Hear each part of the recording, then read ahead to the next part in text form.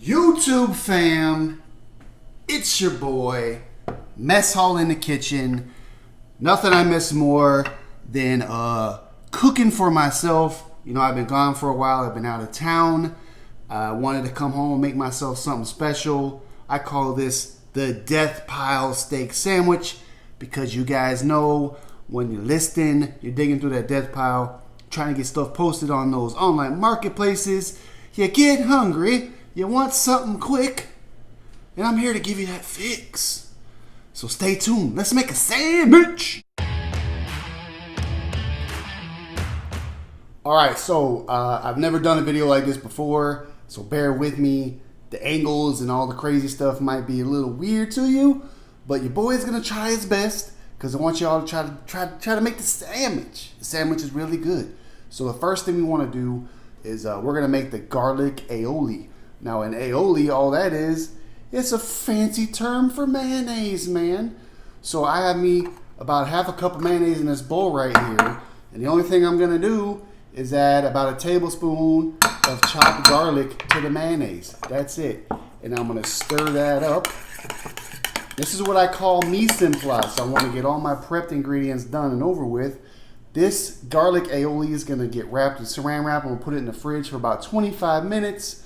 While I'm making everything else, because the garlic and the mayonnaise, they gotta get to know each other. You know what I'm saying? They gotta have a few drinks and get to know each other and get close so the flavors just come together. Something special is gonna happen in the bowl while they're in the fridge together. So let's make sure we do that first. Now the best thing about this sandwich is it's fully customizable. Now I like garlic aioli as the spread, as the main spread for the sandwich. But I also sometimes put horseradish and A1 sauce together and use that as a spread. But for the other condiments, I like using the long flat sandwich pickles. I love pickles on my sandwiches. It doesn't matter what kind of sandwich it is. I got some shredded lettuce that we shredded up. And I got some tomato and some purple red onion. Now I'll show you a couple tricks with this tomato. Make sure you get a knife, a bread knife or tomato knife. Or just make sure you get some kind of knife that got teeth on it. You want teeth on it. So if the knife has teeth on it, it makes it a lot easier to slice through because the teeth grips onto that mug just like this. So you can make nice, even, fantastic slices on your tomato. No worries. Good to go. Yes, indeed. So that's it. So I got some tomatoes we're gonna slice up. And then with this onion, the purple onion, all I do, cut that boy in half like this. And what you wanna do is you wanna leave the root piece of the onion. It's all over the place, man. Leave the root piece on the onion. You're gonna peel the rest of it off like this. Peel that little top layer, that red onion off there,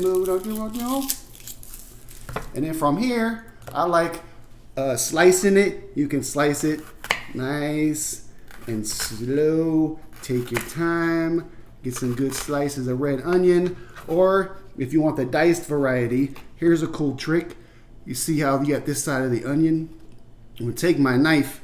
I'm just going to make 3 horizontal cuts on the onion like this. And then from there, I'm gonna come down this way on the top of the onion. I'm just gonna make a bunch of slices on the top.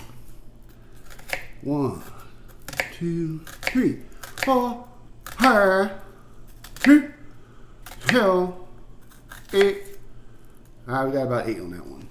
And then you just slice down on that mug like that, and you got perfectly even diced onions coming off. I don't know if you can see how beautiful that is, but they're all perfect. So you can do the diced onion joint if you want to. So I got my onions, got my tomatoes, I got my pickles, I got my lettuce. So my condiments are ready. I got the aioli in the fridge. That thing's warming up right now. Next thing we're gonna do, we're gonna get some steak and we can start cooking it up. All right, so if you notice, I have right here some nice shaved, thin sliced steak. Now you can use any kind of cheap steak. You can use eye of round. You can use steakums if you want to, or if you go in the beef section of the supermarket. A lot of times I'll have shaved ribeye. I cut this up myself, nice and thin. As long as it's thin, doesn't really matter what it looks like. We want to put the pan on almost whip ass, not completely high, but about 3/4 to the way, because the plan is to cook this in small batches so that the meat caramelizes and all the flavor comes out. And I'll show you what that looks like in a minute. Alright, so with this steak, the only thing we're going to use is salt and pepper. Sprinkle a little bit of salt on there. Not too much, but enough. Because remember, we got our aioli and some other things I'm going to put on there to make the flavor pop. And got some fresh ground pepper, because that's how we do. We're extra. We're extra. Alright, you can hear that sizzle. So my pan's nice and hot. Now, like I said, the key is you want to cook this in small batches.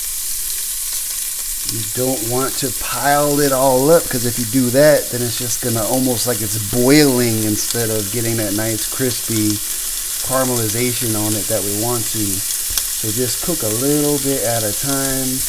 Don't pile it up.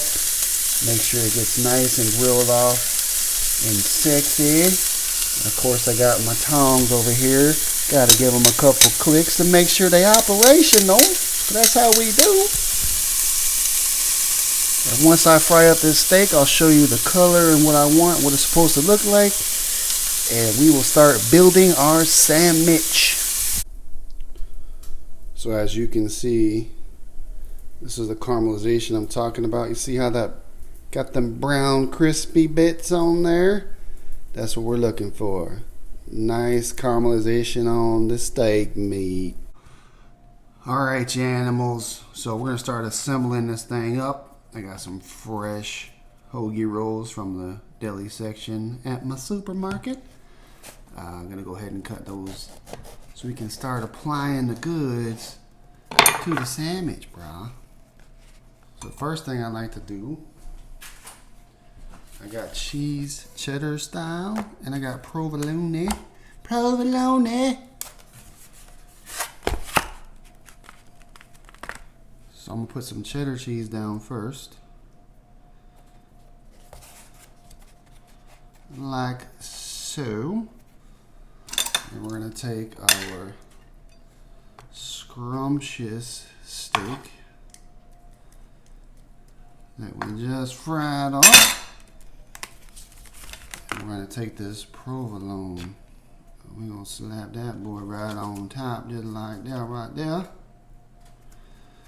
And then we're going to put this in the oven, 400 degrees, about 4 minutes. Alright, so it's been about 4 or 5 minutes in the oven. As you can see, you can hear got a little bit of crunch on the bread. The cheese is all melty, nice. I got my garlic aioli out of the fridge. We're just going to spread a little bit of that on the side right here, like that. We're gonna get, your boy likes pickles, so we're gonna put a pickle, slide him in right there. And then here's some onion, like I said before. Now, you could saute these with some mushrooms if you wanted to, but your boy likes it raw. Throw down some lettuce.